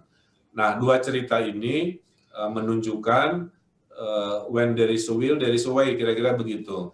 Di mana sebenarnya ada kemauan, di situ ada jalan. Saya sebagai gubernur bisa aja pencitraan aja setelah terpilih duduk-duduk manis nunggu 5 tahun, ngapain ngurus-ngurus desa, mikirin dan sebagainya. Tapi kan melanggar nurani dan intuisi saya. Nah, dari situlah saya meyakini bahwa desa ini kalau diintervensi secara maksimal oleh orang yang berilmu, oleh orang yang punya passion terhadap perubahan, oleh orang yang punya kekuasaan, oleh orang yang bisa cara memviralkan, digabung dalam satu ekosistem, saya meyakini. Makanya saya kemarin waktu dapat award desa digital di Singapura itu sangat terharu karena ternyata malah dunia luar yang menghargai gagasan membangun desa ala Jawa Barat ini, kira-kira begitu. Nah, saya kira saya semangati para penanya tadi, yakinlah dengan apa yang saya sampaikan, pasca COVID ini, orang berpikir ulang untuk tinggal di daerah yang padat, orang berpikir ulang untuk berkerumun mencari nafkah, kalau bisa mencari nafkah tapi tidak terlalu berkerumun, jauh dari kepadatan, pasti itu yang dipilih. Maka pilihannya adalah bagaimana tetap produktif, tapi jauh dari penyakit. Nah, desa digital, desa dengan Patriot Desa menawarkan paradigma baru pasca COVID, yuk tetap produktif, tinggal di daerah yang indah, mendapatkan income seperti orang kota, kira-kira begitu. Itulah kira-kira tambahan jawaban dari saya, Bang Andi. Terima kasih. Baik, ini Kang Emil punya waktu tinggal 5 menit. Nah, mungkin Dian Sastro harus menjawab itu ajakan itu. Jadi saya kasih kesempatan untuk menjawab ajakan atau godaan dari Kang Emil. Senang banget kalau misalnya bisa ngelihat kita semua rame-rame peduli sama masyarakat-masyarakat yang ada di desa, karena mereka tuh tetap aku bilang sih mereka adalah sumber harapan kita ya. Kalau misalnya kita bisa bikin perekonomian di Indonesia itu jadi lebih merata, bahkan di daerah-daerah 3T terluar, tertinggal, apalagi sih satu lagi aku lupa deh.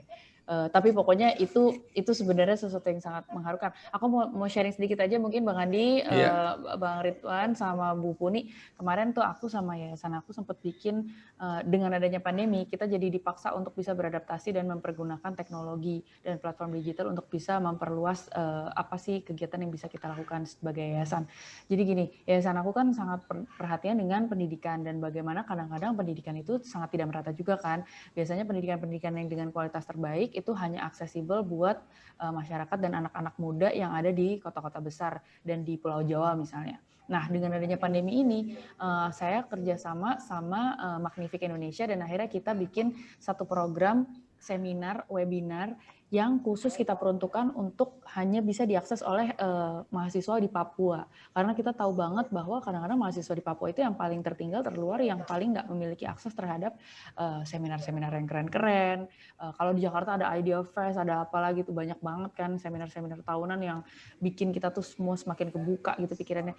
Bagaimana ceritanya tentang masyarakat dan mahasiswa di Papua ini. Makanya akhirnya kemarin dengan adanya pandemi ini, saya Yayasan Desa Sardoyo bekerja sama dengan Magnific bikin webinar khusus buat mahasiswa-mahasiswa Papua untuk bisa belajar lebih banyak tentang dunia film, industri film, dan bagaimana apa aja barrier to entry-nya. Jadi kalau misalnya mereka mau masuk ke dalam industri film tuh harus mempersiapkan apa aja, mereka harus bisa memulai apa aja.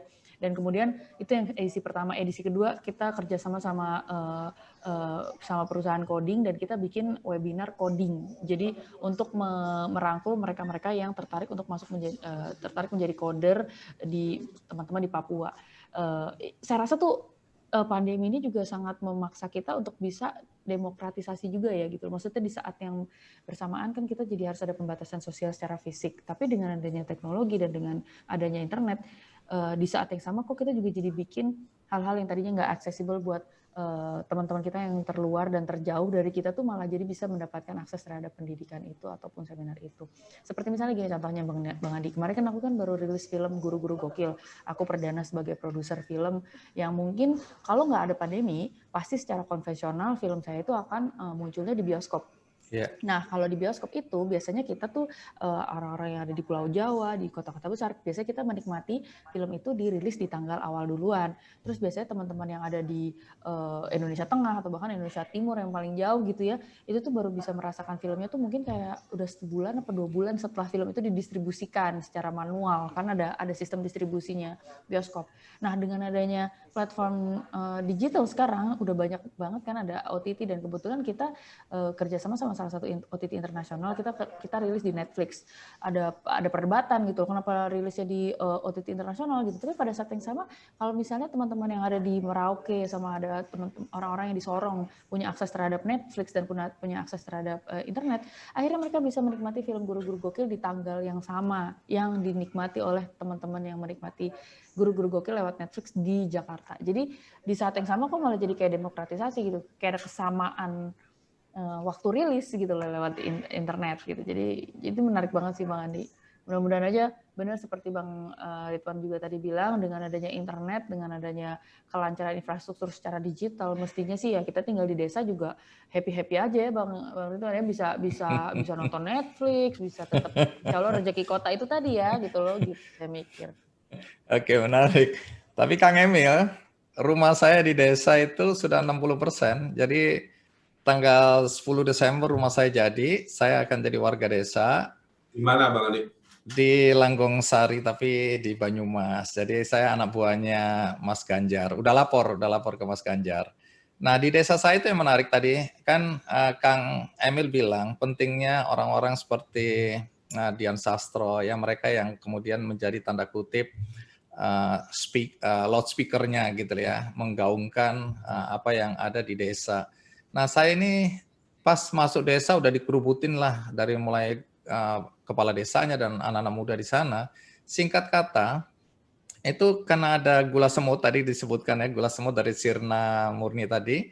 Nah, saya ini dimintain tolong karena di situ potensinya bagus. Terus kemudian saya bilang apa yang saya butuhkan, mereka butuh gudang dan kemudian semua peralatan produksi. Nah, saya kan aksesnya ke menteri, saya tanya Pak Eko, Menteri Desa. Saya bilang, Pak Eko, di luar dana desa, karena dana desanya udah habis untuk infrastruktur dan macam-macam. Saya bilang, ada nggak dana lain yang bisa digunakan untuk desa? Ada Pak Andi, untuk apa? Dia bilang gitu. Singkat kata, diterjunkanlah orang-orang Kemendes selama 10 hari di desa saya itu, dan kesimpulannya bisa dibantu, saya dapat 1 miliar 40 juta. Akhirnya jadi gudang, semua perangkatnya, dan produksinya kemarin saya dapat laporan dari awal di mana belum ada gudang itu 58 juta penghasilan desa dari gula semut. Kemarin sudah 460 sekian juta. Saya dikasih itu hitungannya. Jadi perubahan sangat mendasar. Kemudian ada pesantren. Ini pemberdayaan ekonomi pesantren juga gitu. Saya kenal baik dengan Gus-Gus di sana. Saya bantu pesantren. Bayangkan dari mereka sekarang bikin koperasi, saya dapat dana dari Telkomsel 400 juta, kita bangun infrastrukturnya, bangun semuanya, terus juga dibantu oleh Bank Indonesia Purwokerto, dapat 300 juta lagi. Jadi akses untuk mendapatkan pendanaan itu bisa juga digunakan melalui orang-orang tertentu. Saya melihatnya seperti itu, termasuk peternakan, nggak bisa dapat kambing sanen, saya WhatsApp menterinya, dapatlah 15 kambing sanen yang susah itu didapatnya. Jadi itu yang dilakukan. Jadi saya berpikir dengan adanya Dian Sastro tadi diajak, itu bisa amplifier itu ya, menggaungkan kebutuhan-kebutuhan desa yang bisa difasilitasi. Dan Mbak Puni ini kan jagonya, ketok-ketok pintu semua terbuka.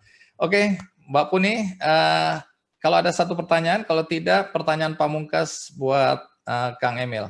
Ada yang mau Anda tanyakan, Mbak Puni?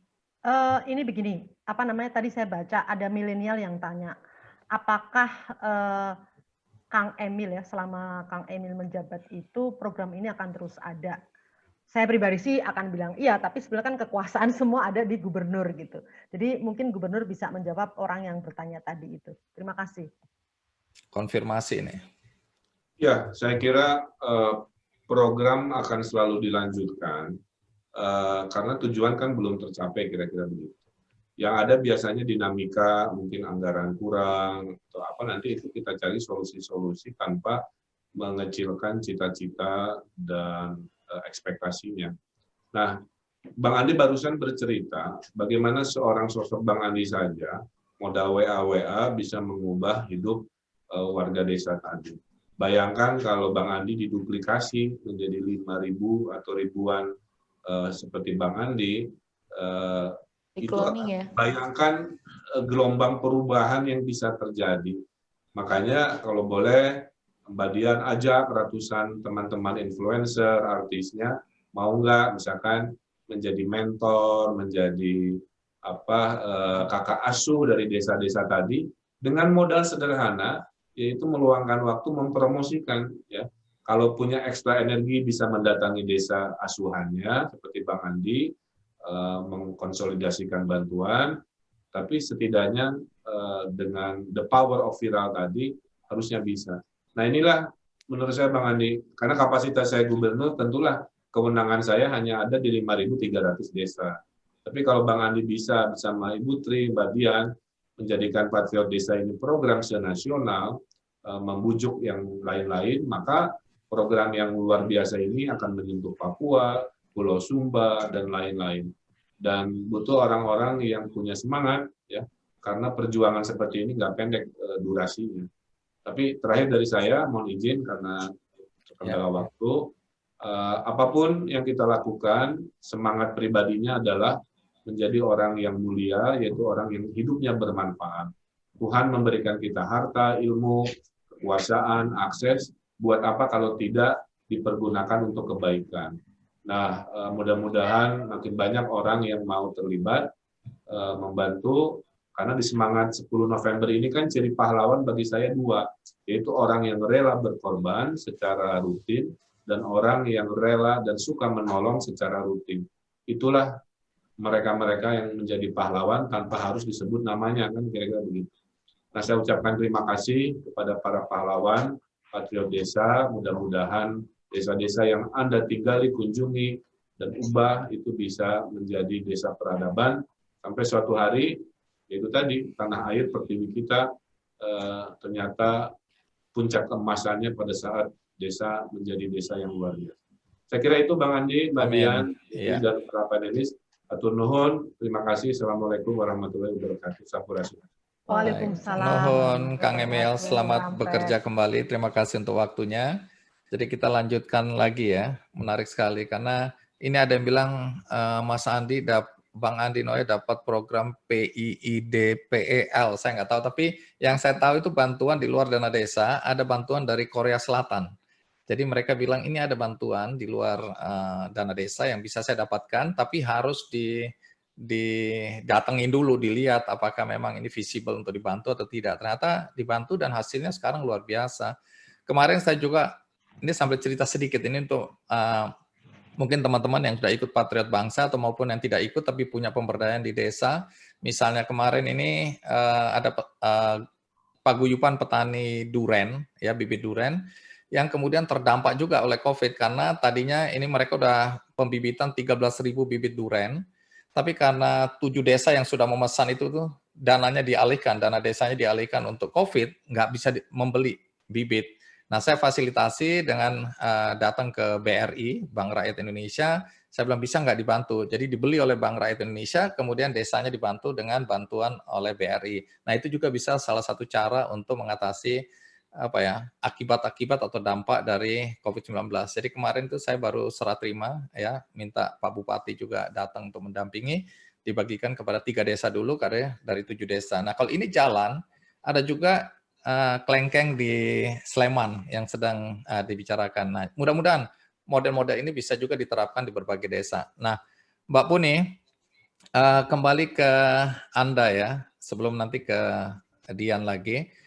Bisa cerita, ini sudah banyak orang yang kepengen ikutan dalam program ini, tapi tunggu dulu, tantangan yang Anda hadapi dalam upaya untuk menggembleng anak-anak muda Indonesia ini untuk bisa ikutan dalam program ini.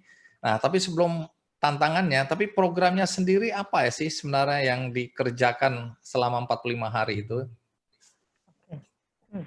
Yang sangat menarik di dalam kegiatan kita 45 hari ini adalah tadi sudah saya sebutkan bahwa kita membuat 4 kompetensi yang harus ada dalam diri anak-anak patriot yang kita latih gitu ya. Dan ini sebetulnya sudah saya sebarkan kemana-mana, tapi saya akan ulang di sini. Yang pertama adalah bagaimana kita bisa mengajak anak-anak ini untuk mempunyai yang namanya kompetensi, 4 kompetensi. Yang pertama, itu sebetulnya kita bicara soal kompetensi keikhlasan. Sehingga nanti pada saat di desa itu persoalan problem itu luar biasa banyak. Kalau dia bisa gitu ya, bisa mengatasi itu, dia akan dianggap sukses. Bagaimana caranya? Kan tidak mudah itu mengukur kompetensi keikhlasan tadi. Tapi kita punya di dalam diri manusia itu sebetulnya merupakan komponen dari banyak hal gitu ya. Nah, itulah yang kemudian di situ dibongkar. Jadi menjadi sangat penting untuk membongkar dulu si anak muda ini agar dia mau dan mampu melihat dirinya sendiri. Jadi melakukan perjalanan spiritual ke dalam. Tadi yang saya katakan empatinya digembleng, hatinya digembleng, diberitahu bahwa 2 pertanyaan harus kamu jawab. Kamu harus bisa menjawab untuk kenapa kamu dilahirkan di dunia dan untuk apa kamu dilahirkan, ya. Kenapa dilahirkan? Dia harus menjawab. Pasti Tuhan punya rencana dan terus kemudian untuk apa gitu. Nah, ini dia diajari untuk menjawab. Selesai itu dia akan mendapatkan hal yang tadi saya katakan disiksa by design, dibuat lapar, kehujanan, membuat bivak, tidur sendiri di hutan. Awalnya masih bergerombol, dipisah, terakhir dia harus tidur sendiri dan bertahan di situ. Nah, ini ternyata membuat mereka itu, aku sedih juga ya. Tangguh. Mereka memberi testimoni itu, mereka memberi tangguh dan dia merasa bahwa thanks God gitu loh. Kang Ridwan Kamil punya program ini sehingga saya menjadi bagian dari itu.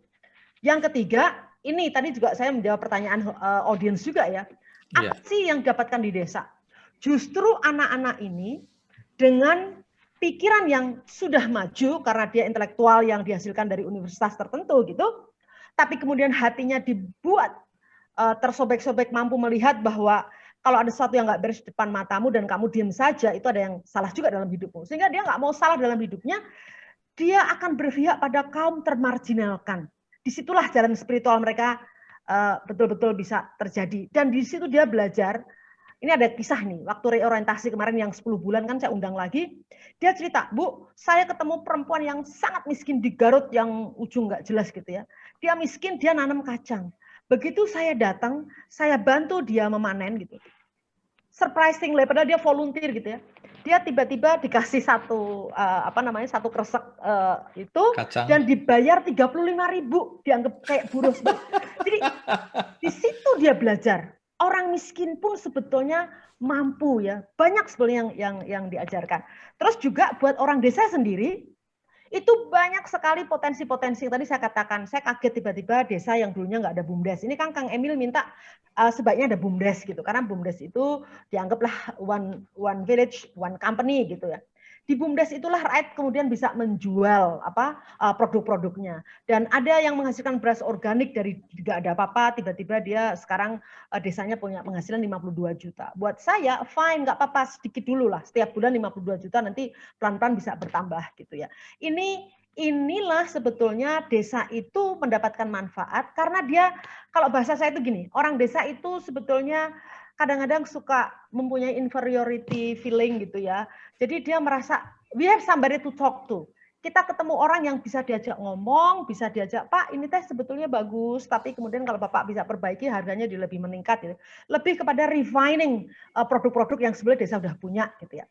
Terus yang itu saya katakan tadi kompetensi kerakyatan itu, dia mampu berada di sepatunya rakyat, menunggu passion rakyat bahwa membangun itu untuk mereka. Dan tadi Kang Emil bilang banyak remaja-remaja yang meninggalkan desa. Dan dengan ini alhamdulillah, jadi sudah banyak anak-anak muda yang kemudian tertarik dan merasakan, look, sebetulnya desamu tuh punya potensi yang bisa digarap. Ini yang paling penting tuh sebetulnya menyadarkan anak-anak muda desa bahwa kalau kamu stay, resourcesmu tuh di sini.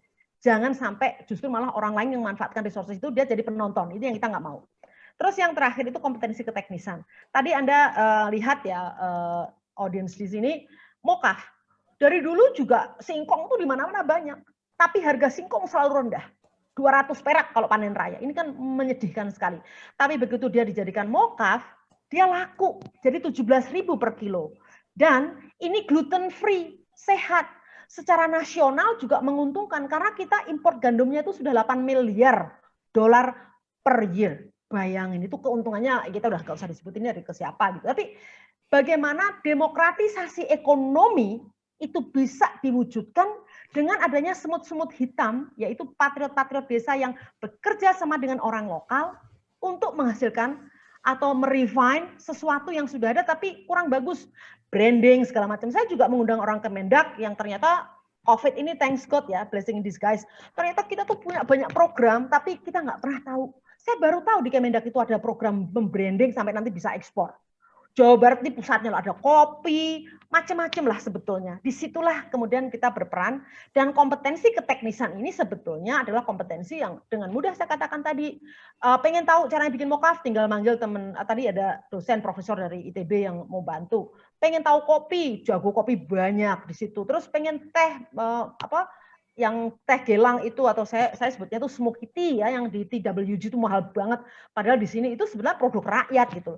Jadi banyak produk-produk yang cukup eksotik bahasa saya di Jawa Barat yang nggak dikenal secara nasional bahkan internasional. Itu yang kita gali dan I'm so glad gitu ya Dian dengan senyumnya gitu.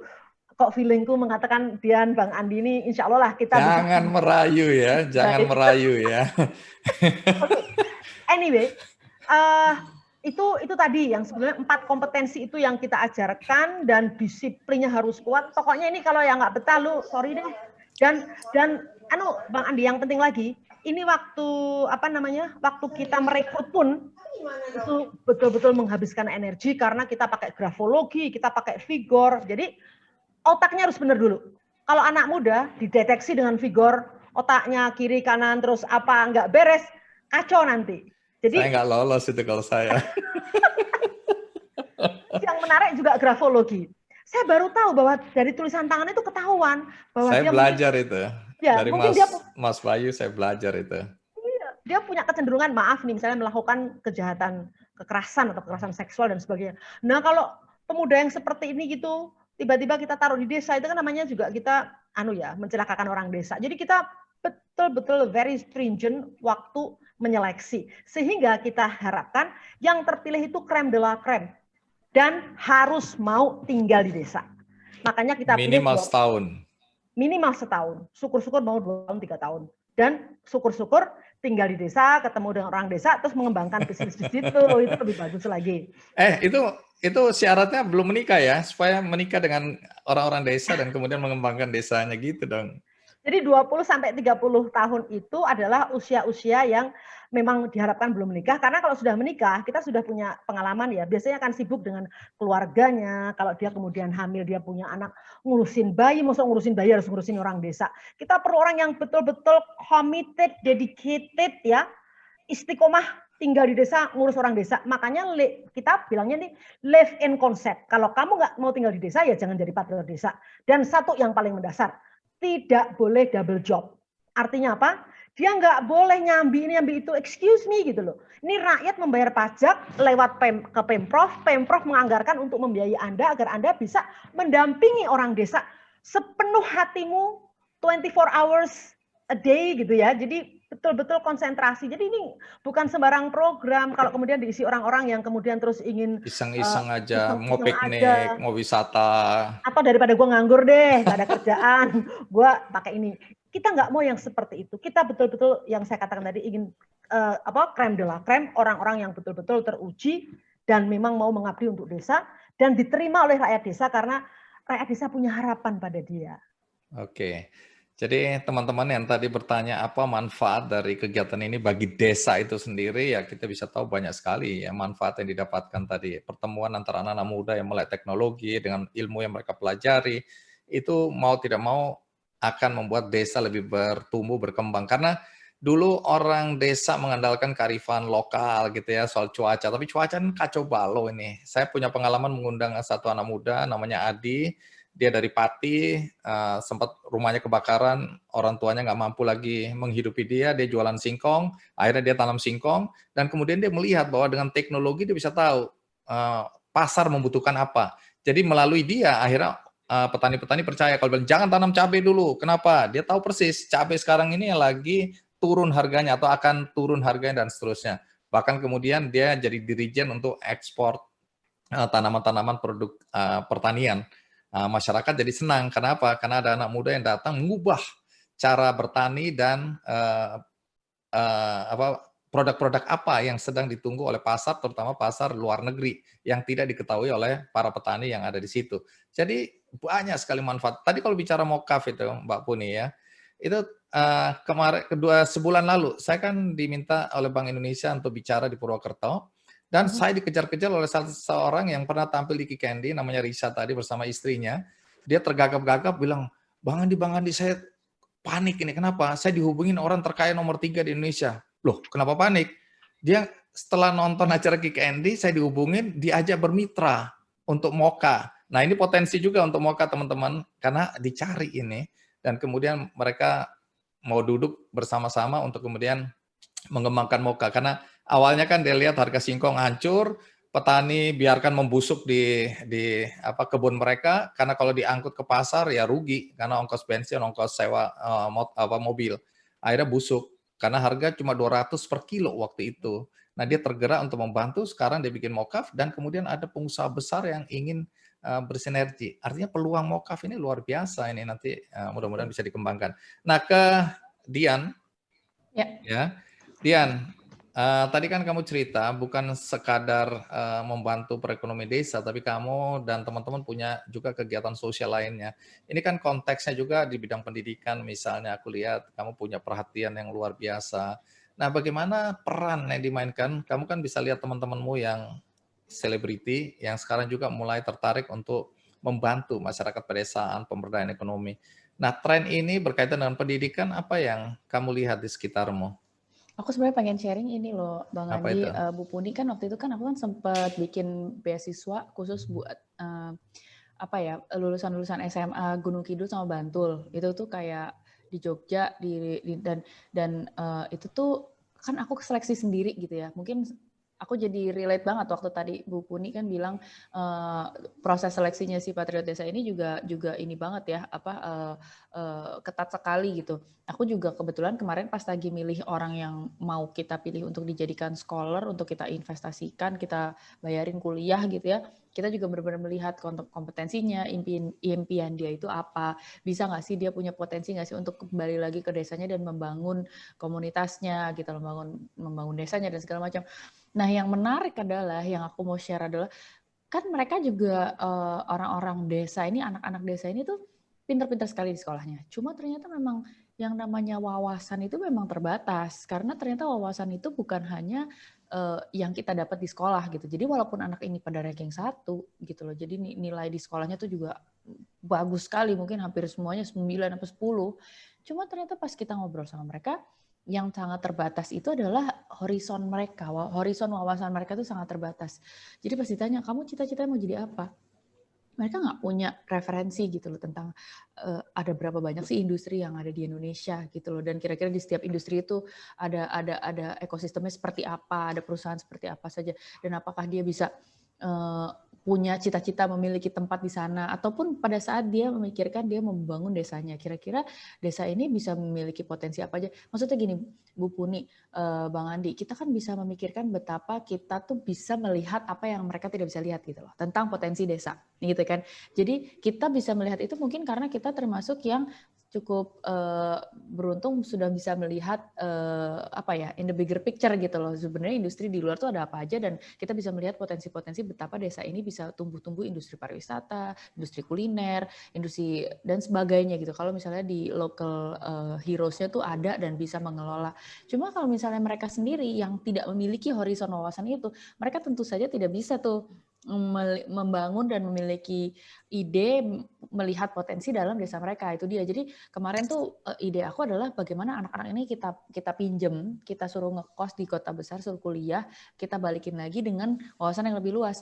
Dan ternyata pas mereka balik, mereka tuh kebuka banget gitu loh pikirannya. Karena sebelum mereka kita kuliahin di kota besar, sebelum kita suruh magang di Jakarta gitu ya, mereka tuh cita-cita terbesar mereka adalah menjadi guru atau menjadi pemerintah daerah, karena orang-orang paling sukses dalam horizon hidup mereka itu adalah mereka itu yang menjadi guru dan itu yang punya kehidupan paling baik gitu loh. Jadi mereka tuh nggak kebayang bahwa ekosistem itu bisa bikin usaha apa atau misalnya bisa menjadi seorang apa yang memerlukan keahlian apa, itu nggak dipikir, nggak kebayang gitu loh.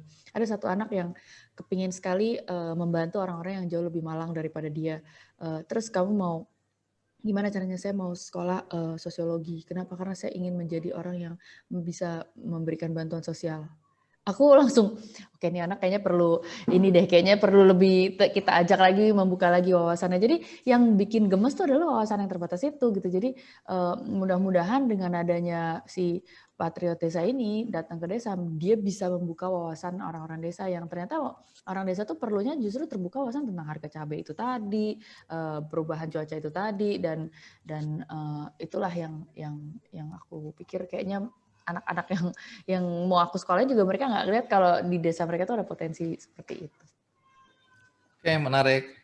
Dian kembali, bagaimana Dian melihat upaya yang dilakukan oleh Mbak Puni dan teman-teman dalam konteks Patriot Desa ini? Bagaimana di dalam pandangan Dian Sastro? Aku cenderung kagum sekali melihat adanya inisiatif Patriot Desa ini. Bu Puni kayaknya ini benar-benar hebat banget deh bikin program kayak gini. Aku rasa kalau memang ini bisa continue dan bisa nggak cuma setahun 2 tahun, mestinya sih ini bisa berlangsung dan mestinya dia ada impact yang signifikan sih di 5 tahun 10 tahun ke depan. Mudah-mudahan pemerataan perekonomian di desa-desa juga jadi bisa terjadi dengan adanya Patriot Desa ini. Menurut aku sih ini bisa berhasil nih kalau bisa terus continue. Baik, Mbak Puni, closing statement harapan Anda dengan adanya program ini, dan kalau ada yang kepingin ikut, bagaimana caranya? Itu juga penting ya. Apakah ada website-nya tersendiri untuk bisa daftar dan seterusnya. Closing statement dari Anda. Baik, sebelum closing statement, saya ini mau bilang Bang Andi bahwa saya sudah agak lancang juga ya. Saya udah bilang sama Kang Emil bahwa insya Allah walaupun COVID melanda dan Jawa Barat minus, insya Allah kita akan ikhtiar bahwa 2021 tetap akan ada Patriot Desa Bismillah gitu ya.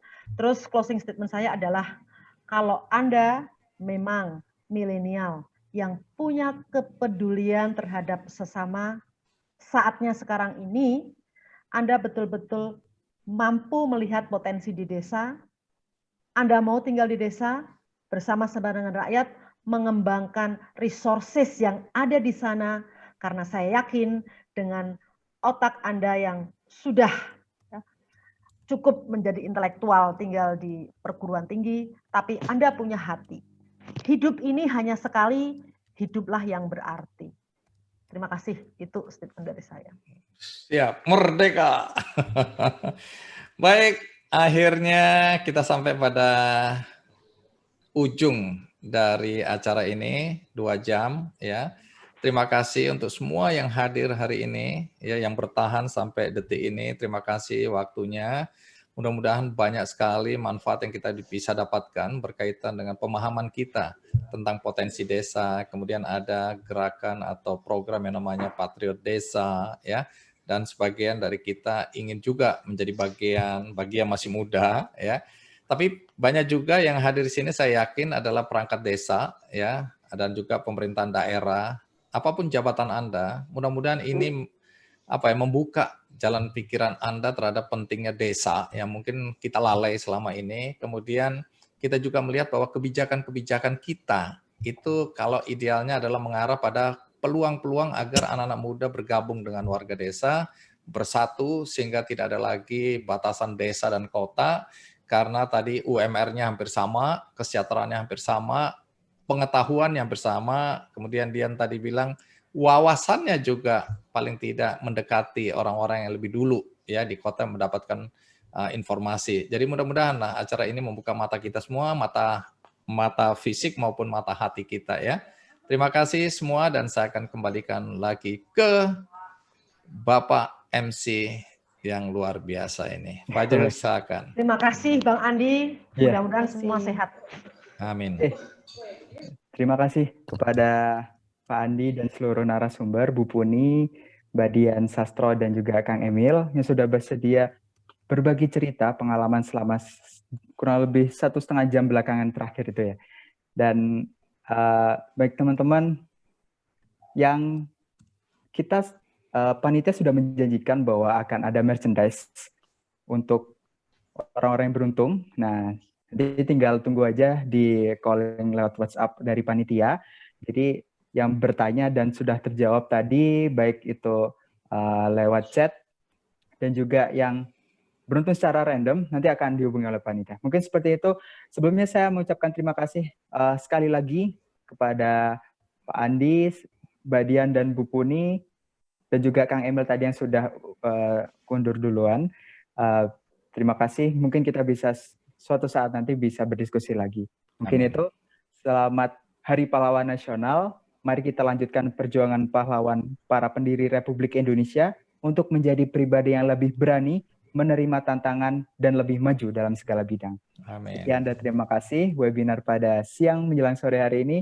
Saya akhiri. Wassalamualaikum warahmatullahi wabarakatuh. Waalaikumsalam warahmatullahi wabarakatuh. Terima kasih.